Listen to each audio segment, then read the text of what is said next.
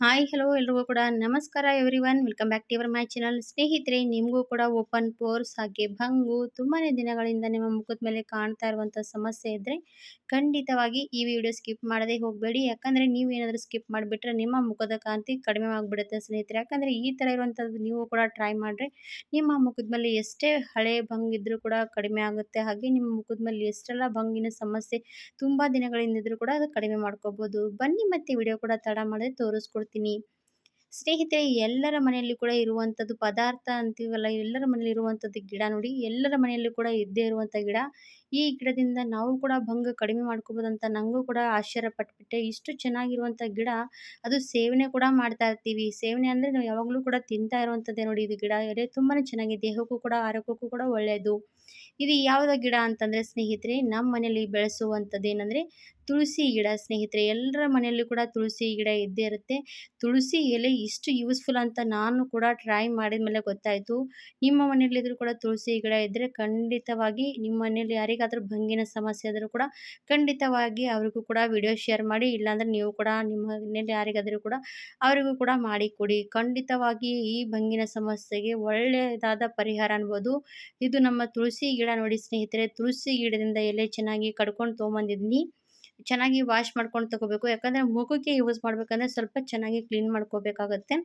ಇವಾಗ ಒಂದು ಕುಟ್ಟಕಲ್ಲು ತೊಗೊಂಡು ನಾನಿವಾಗ ತುಳಸಿ ದಳ ತೊಗೊಂಡಿರುವಂಥದ್ದು ಎಲೆ ಅಲ್ವಾ, ನೀವು ಎಷ್ಟು ನಿಮ್ಮ ಮುಖದ ಮೇಲೆ ಭಂಗ್ ಜಾಸ್ತಿ ಇದೆ ಕಡಿಮೆ ಇದೆ ಅಂತ ನೀವು ನೋಡ್ಕೊಂಡು ಮಾಡ್ಕೋಬೇಕಾಗತ್ತೆ. ಹಾಗಿದ್ರೆ ನೀವು 1-2 ದಿವಸಕ್ಕೆ 3 ದಿವಸಕ್ಕೆ ಮಾಡ್ತಾ ಇರ್ಬೋದು.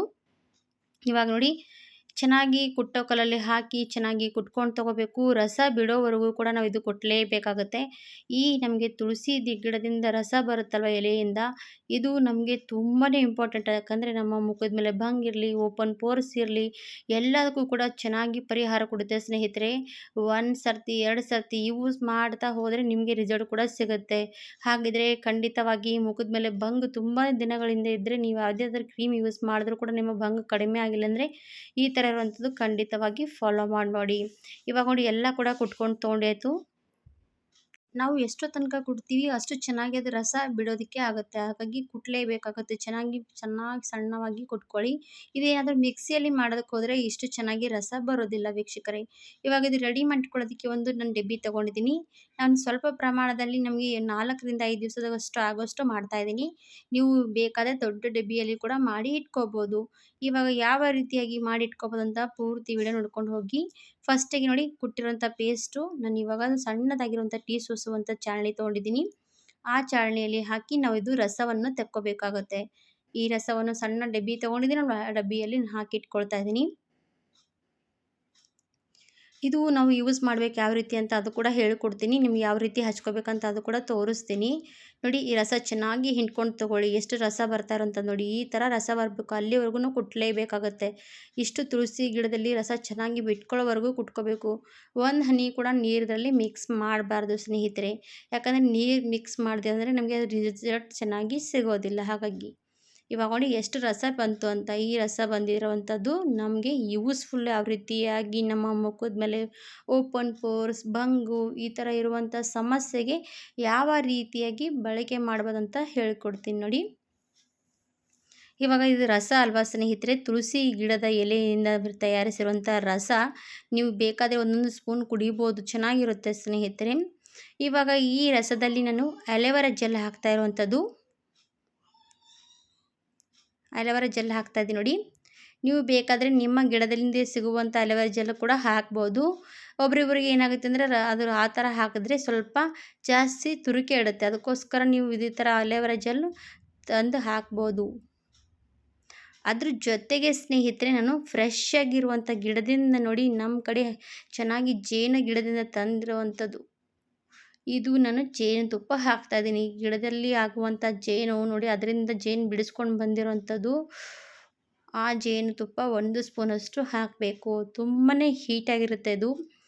ದೇಹಕ್ಕೂ ಕೂಡ ಒಂದೊಂದು ಸ್ಪೂನ್ ಕುಡಿದ್ರೆ ನೆಗಡಿ, ಕೆಮ್ಮು ಎಲ್ಲ ಕೂಡ ಕಡಿಮೆ ಆಗುತ್ತಲ್ವ. ಹಾಗೆ ನಮ್ಮ ಮುಖದ ಮೇಲೆ ಭಂಗು ಜಾಸ್ತಿ ಬೆಳೀತಾನೆ ಇದೆ, ಹಾಗೆ ಜಾಸ್ತಿನೇ ಆಗ್ತಾಯಿದೆ ಅಂತ ಅಂತೀವಲ್ವ, ಆವಾಗ ಇದು ಕೂಡ ಏನಾಗುತ್ತೆ, ಎಲ್ಲನೂ ಕೂಡ ಸೇರಿಸಿ ಈ ಥರ ಕ್ರೀಮ್ ರೆಡಿ ಮಾಡ್ತೀವಲ್ವ, ಅದು ನಮ್ಮ ಕ್ರೀಮ್ ಭಂಗಿನ ಸಮಸ್ಯೆಗೆ ನಿವಾರಣೆ ಕೊಡುವಂಥದ್ದು. ಇವಾಗ ನೋಡಿ ಇವೆಲ್ಲನೂ ಕೂಡ 3 ಚೆನ್ನಾಗಿ ಇದರಲ್ಲಿ ಮಿಕ್ಸ್ ಆಗಬೇಕು. ತುಳಸಿ ಗಿಡದ ರಸ, ಅಲೆವರ ಮತ್ತು ಜೇನುತುಪ್ಪ ಇವಿಷ್ಟು ಚೆನ್ನಾಗಿ ಇದರಲ್ಲಿ ಮಿಕ್ಸ್ ಮಾಡ್ಕೊಂಡು ತೊಗೊಂಡು ನೀವಿದು ಡಬ್ಬಿಯಲ್ಲಿ ಹಾಕಿ ಸ್ಟೋರ್ ಮಾಡಿ ಇಟ್ಕೋಬೋದು. ಡೈಲಿ ರಾತ್ರಿ ಹೊತ್ತಿಗೆ ಮಲ್ಕೊಳ್ಳೋ ಮುನ್ನ ಇದನ್ನು ನೀವು ಅಪ್ಲೈ ಮಾಡ್ಕೋಬೇಕು. ಒಂದು ಕಾಟನ್ ತೊಗೊಳ್ಳಿ, ಒಂದು ಕಡ್ಡಿಗೆ ಸುತ್ತಿರೋಂಥದ್ದು.